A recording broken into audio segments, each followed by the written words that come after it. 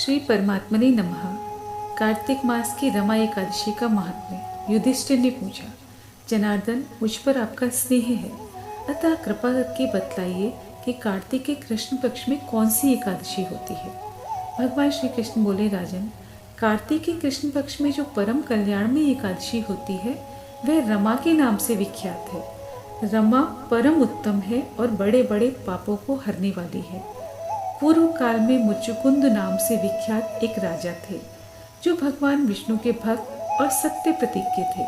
निष्कटंक राज्य का शासन करते हुए उस राजा के यहाँ नदियों में श्रेष्ठ चंद्रभागा कन्या के रूप में उत्पन्न हुई। राजा ने चंद्रसेन कुमार शोभन के साथ उसका विवाह किया।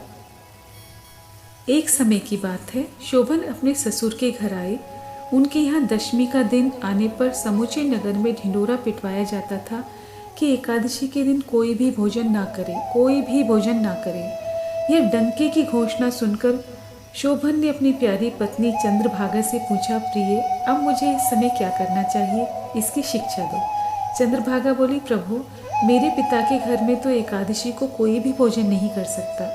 हाथी, घोड़े, हाथियों के बच्चे तथा अन्य पशु भी अन्न, घास तथा जल का आहार नहीं करते। फिर मनुष्य एकादशी के दिन कैसे भोजन कर सकते हैं? प्राणनाथ, यदि आप भोजन करेंगे तो आपकी बड़ी निंदा होगी। इस प्रकार मन में विचार करके अपने चित्त को दृढ़ कीजिए। शोभन ने कहा, प्रिय, तुम्हारा कहना सत्य है, मैं भी आज उपवास करूंगा। देव का जैसा विधान है वैसा ही होगा।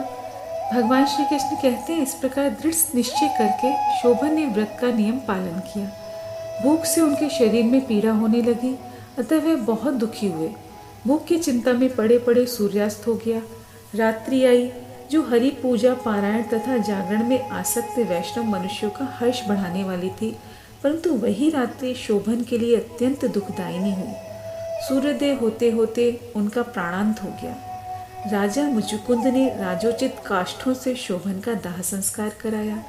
चंद्रभागा पति का पारलौकिक कर्म करके पिता के घर पर ही रहने लगी। नृपश्रेष्ठ रमा नामक एकादशी के व्रत के प्रभाव से शोभन मंदराचल के शिखर पर बसे हुए परम रमणीय देवपुर को प्राप्त हुआ।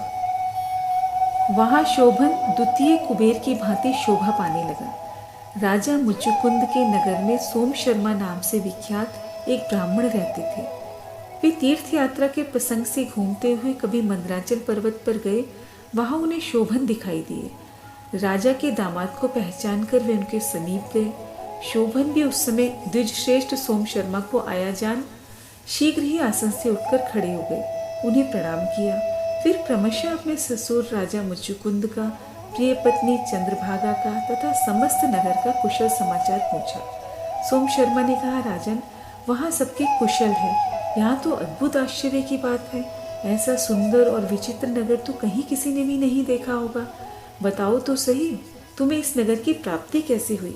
शोभन ने कहा, द्विजेंद्र, कार्तिक के कृष्ण पक्ष में जो रमा नाम की एकादशी होती है, उसी का व्रत करने से मुझे ऐसे नगर की प्राप्ति हुई है।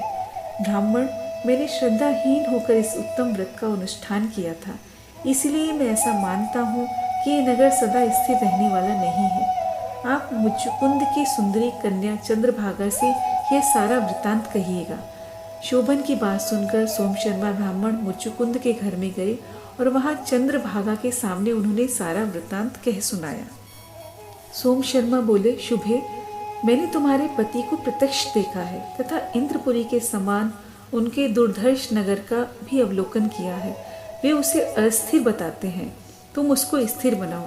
चंद्रभागा ने कहा, ब्रह्मश्रेष्ठ, मेरे मन में पति के दर्शन की लालसा लगी हुई है, आप मुझे वहाँ ले चलिए। मैं अपने व्रत के पुण्य से उस नगर को स्थिर बनवाऊंगी। भगवान श्री कृष्ण कहते हैं, राजन, चंद्रभागा की बात सुनकर सोम शर्मा उसे साथ ले गए। मंदराचल पर्वत के निकट वामदेव मुनि के आश्रम पर गए। वहाँ ऋषियों के मंत्र की शक्ति तथा एकादशी सेवन के प्रभाव से चंद्रभागा का शरीर दिव्य हो गया तथा उसने दिव्य गति प्राप्त कर ली। इसके बाद वह पति के समीप गई। उस समय उसके नेत्र हर्षोल्लास से खिल रहे थे। अपनी प्रिय पत्नी को आई देखकर शोभन को बड़ी प्रसन्नता हुई। उन्होंने उसे बुलाकर अपने वाम अंग में सिंहासन पर बिठाया तदनंतर चंद्रभागा ने हर्ष में भरकर अपने प्रियतम से यह प्रिय वचन कहे, नाथ, मैं हित की बात कहती हूँ, सुनिए।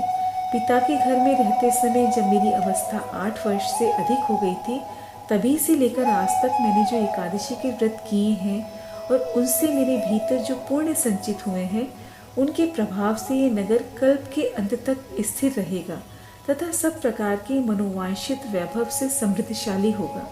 नृपश्रेष्ठ, इस प्रकार रमा व्रत के प्रभाव से चंद्रभागा दिव्य भोग, दिव्य रूप और दिव्य आभूषणों से विभूषित हो अपने पति के साथ मंदराचल के शिखर पर विहार करती है। राजन, मैंने तुम्हारे समक्ष रमा नामक एकादशी का वर्णन किया है। यह चिंतामणि तथा कामधेनु के समान सब मनोरथों को पूर्ण करने वाली है। मैंने दोनों पक्षों के एकादशी व्रतों को पापनाशक महात्म्य में बताया है। जैसे कृष्ण पक्ष की एकादशी है, वैसे ही शुक्ल पक्ष की भी एकादशी होती है। इसमें भेद नहीं करना चाहिए। जैसे सफ़ेद रंग की गाय हो या काले रंग की गाय हो, दोनों का दूध एक जैसा ही होता है। ठीक उसी प्रकार दोनों पक्षों की एकादशियाँ समान फल देने वाली होती हैं। जो मनुष्य एकादशी व्रतों का महात्म्य सुनता है, वह सब पापों से मुक्त हो जाता है और श्री विष्णु लोक में प्रतिष्ठित होता है। नमो नारायणाय।